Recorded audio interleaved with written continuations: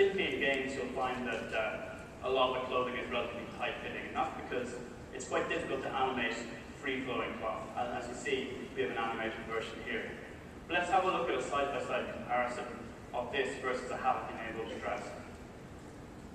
So you can clearly see the Havoc-enabled version, I think you can spot the difference between them. The Havoc-enabled version is much more realistic and lifelike. And there's just no way that you can create that kind of effect by animating the cloth. So not only do we save developers time because they don't have to do the animation, we also create a much more immersive and realistic character through our cloth technology. Again, let's focus in on the Havoc simulated version. So I think what we should do here is add in a few more of these downswitches to see how we scale. So we've got about 7,000 vertices in this stress. So let's make our downs.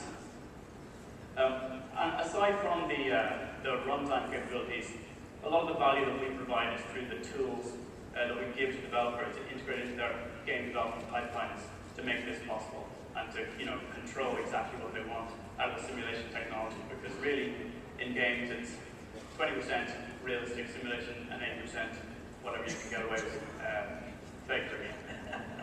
But we focus on the 20%. Okay, so let's maybe move to our last demo, which is a demo of destruction. So we have a classic. This is the destruction product. This is the destruction product, exactly. So it also shows how physics simulation on a large scale. So we fired this bridge with our Space Marine rocket launcher, classic Wild West style. We can see this is the without. This is what you'll find in games today. You'll get some, pretty nice particle effects, and then at some point in time, an animated sequence will be played back, which is laborious to create and happens the same every time. So if we enable the Havoc version here, we can see what it looks like if you can physically enable this bridge. So this is with destruction. So this is with destruction turned on. So you can see it's different every time. It's much better. I think if you look closely, you can spot the difference.